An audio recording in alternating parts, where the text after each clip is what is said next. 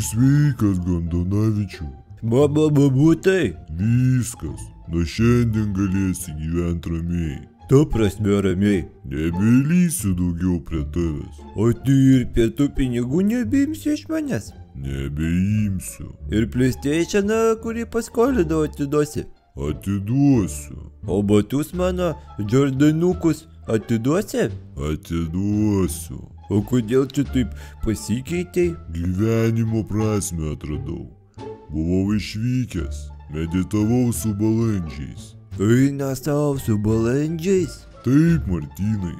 Su retais, kurie tik vieną kartą metuose pasirodo. Pirmaisiais balandžiais baigėsi tau blogi laikai. Prasideda dar blogesni laikai. Ta prasme.